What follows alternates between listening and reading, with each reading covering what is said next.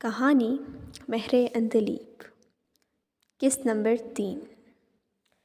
چائے کا آخری گھونٹ بھر کر کپ رکھتے ہی اس نے نہایت سلیقے سے کپ کے نیچے اپنے حصے کا بل رکھا۔ میں واضح برا مان گیا تھا۔ میرے نزدیک یہ مجھے کسی لحاظ سے ہیج ثابت کرنے کی کوشش تھی۔ ویٹر کو بل دیتے ہوئے میں نے اس کے حصے کا بل بھرنے کی کوشش کی تو وہ ٹھنڈے لہجے میں بولی، فیضان صاحب، کلاس فیلوز ہونے کے ناطے چائے ایسے ہی پی جاتی ہے، مجھے اپنا بل خود دینے کی عادت ہے، بہت شکریہ۔ اس قدر صاف گوئی سے میں یک لخت ٹھنڈا پڑ گیا۔ ویٹر کپ اور چائے سمیٹ کر چلا گیا اور میں سب کی ردات سوچتے حیرت میں مبتلا وہاں سے اٹھا۔ مجھے اس کے طرز عمل کی سمجھ نہیں آئی تھی۔ شاید اس کی وجہ زندگی کے وہ 7 سال تھے جو میں نے لندن کے مادر پدر آزاد معاشرے میں گزارے تھے۔ میری زندگی کا ابتدائی دور اگرچہ پاکستان میں گزرا تھا، لیکن جس معاشرے میں میں پروان چڑھا وہاں کی ہوا نے مجھے قدرے آزاد خیال بنا دیا تھا۔ میرے نزدیک بہت سی باتوں کی طرح مرد اور عورت کے کرداروں میں کچھ زیادہ تفریق نہیں تھی، لیکن صالحہ ہما بہت مختلف تھی۔ اس کی شخصیت بہت پراسرار تھی، یا شاید صرف مجھے لگتی تھی۔ وہ اپنا نسوانی وقار برقرار رکھتے ہوئے ہم مردوں کے شانہ بشانہ چلتی، بلکہ بعض اوقات تو ہمیں بہت پیچھے چھوڑ دیتی تھی۔ اس کے پراعتماد انداز نے کبھی اس کی نسوانیت کو مال نہیں کیا تھا۔ صالحہ ہما سے میں چاہ کر بھی کبھی بے تکلف نہیں ہو پایا۔ ہر دفعہ ایک حجاب ساڑے آ جاتا۔ انتہائی پراعتماد ہونے کے باوجود میں اس سے بہت کچھ کہتے ہوئے خاموش ہو جایا کرتا، نہ چاہتے بھی اس سے الجھنے کی خواہش کو ترک کر دیتا۔ شاید مجھے اس کی طرح سمجھوتے کی عادت ہونے لگ گئی تھی، اور یہ حالت صرف میری نہیں، ہم سب کی تھی۔ کسی کی ہمت نہیں ہوتی تھی کہ اسے اپنے کسی بیہودہ مذاق کا حصہ بنانے کی کوشش کرے۔ وہ اپنے خول میں بند رہ کر وہ تمام کام کرتی جس کے لیے نام نہاد تنظیم حقوق نسواں کا ڈھنڈورا پیٹتی۔ میری اور صالحہ ہما کی ملاقات ان دو اجنبیوں کی طرح ہوتی جو ریل میں 2 گھنٹے ساتھ گزار کر اترنے کے بعد ایک دوسرے کا نام اور تعارف یکسر فراموش کر دیتے تھے۔ البتہ ہماری کہانی میں فراموش شاید صرف صالحہ ہما مجھے کر دیتی تھی، میں کبھی نہیں کر پایا۔ ایک دفعہ میں لائبریری کسی کام سے گیا تو صالحہ ہما لائبریرین سے کسی کتاب کا پوچھ رہی تھی۔ مجھے دیکھ کر رسمی انداز میں سلام کیا۔ لائبریرین کہیں سے وہ کتاب ڈھونڈ لایا تو میں نے سر ورق پڑھ کر تعجب سے صالحہ کو دیکھا۔ آپ لارا انگیل سیریز بھی پڑھتی ہیں؟ وہ امریکی رائٹر جس نے بچوں کے لیے ادھوری کہانیاں لکھی؟ صالحہ ہما نے سوالیہ انداز میں ابرو سے کیڑے، ادھوری کہانیاں؟ میں نے اپنی بات کی وضاحت کے لیے کتاب کی طرف اشارہ کیا، لٹل ہاؤس آن دا پریری۔ اس کا اختتام ادھورا ہے۔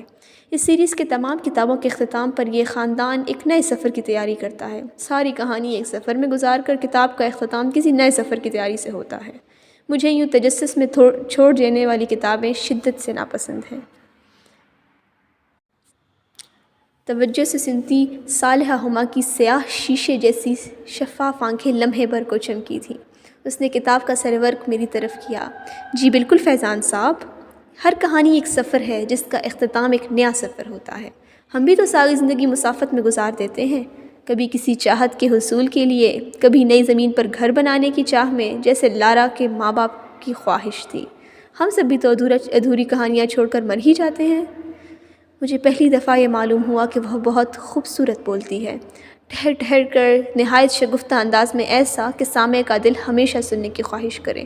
میں لاجواب ہوا تھا، اور ایسا پہلی دفعہ ہرگز نہیں ہوا تھا۔ میں نے اس بات میں سر ہلایا۔ آپ ٹھیک کہہ رہی ہیں۔ اس کے علاوہ میں اور کچھ کہہ بھی تو نہیں سکتا تھا۔ میں جس کام سے لائبریری آیا تھا وہ تو مجھے بھول گیا، اس لیے ویسے ہی خالی ہاتھ واپس لوٹ آیا۔ صالحہ ہما کی وجہ سے میں ہمیشہ ہی خالی ہاتھ رہا ہوں۔ مجھے یاد ہے ایک دفعہ ہماری کلاس نے سینئرز کے لیے الوداعی ڈنر کی تقریب کا اہتمام کیا تھا۔ وہ ستمبر کی ایک ٹھنڈی خزاں آلود سی شام تھی۔ مجھے اس دن معلوم ہوا تھا کہ صالحہ ہما ایک خاموش شاعرہ بھی ہے۔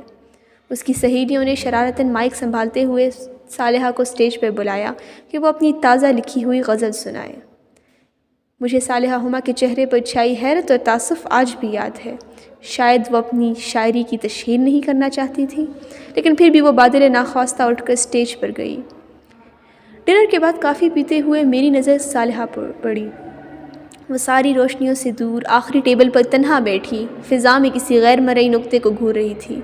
میں ٹہلتے ٹہلتے اس کے ٹیبل پہ پہنچا تو وہ بھی میری طرف متوجہ ہوئی، پھر ایک رسمی مسکراہٹ سے مجھے بیٹھنے کا اشارہ کیا۔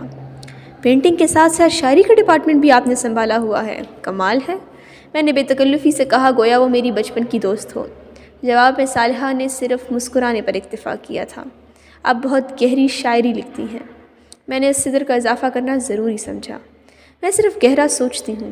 اس نے کاندھے اچکا کر اپنی طرف سے گویا بات ختم کی اور رخ موڑ کر رنگ برنگی روشنیوں کو دیکھنے لگی۔ مجھے صالحہ کے رنگوں کی زبان نہیں آتی تھی، ورنہ میں اس دن اس کے پہنے ہوئے بالکل سفید رنگ کے کپڑوں کے بارے میں ضرور سوچتا۔ تب مجھے صرف ایک بات محسوس ہوئی تھی، صالحہ ہما سفید رنگ میں بہت خوبصورت لگتی ہے۔ شاید لڑکپن کا اثر تھا یا میں صالحہ ہما کا رد عمل دیکھنا چاہتا تھا۔ میں نے اسے بہت ہی دلنشیں انداز میں اسے مخاطب کیا، صالحہ آپ بہت ذہین ہونے کے ساتھ ساتھ بہت خوبصورت بھی ہیں۔ صالحہ نے گردن موڑ کر مجھے دیکھا اور بہت اطمینان سے صرف اتنا کہا، میں جانتی ہوں۔ مجھے لگا کسی نے میرے اوپر ٹھنڈی پانی کا ٹب الٹ دیا ہو۔ تعریف کسی بھی عورت کی کمزوری ہو سکتی ہے، لیکن وہ کوئی بھی عورت نہیں تھی، وہ صالحہ ہما تھی۔ ان دنوں میں لڑکیوں میں خاصا مقبول تھا۔ اگر میں صالحہ کے علاوہ کسی بھی دوسری لڑکی کو ایسا کہتا تو یقیناً وہ خود کو بہت خوش قسمت تصور کرتی، لیکن میں جس سے متاثر تھا اسے میری وجاہت، مقبولیت اور ذہانت میں کوئی دلچسپی نہیں تھی، یا شاید اسے وہ سب نظر ہی نہیں آتا تھا۔ میں مداحوں کے غول میں رہتا تھا، نظر انداز کیے جانے پر اگرچہ مایوس نہیں ہوا تھا، لیکن حیرت زدہ ضرور تھا۔ میں خاموشی سے صالحہ ہما کے پاس سے اٹھایا تھا، مزید بیٹھنے کا کوئی جواز بھی تو نہ تھا۔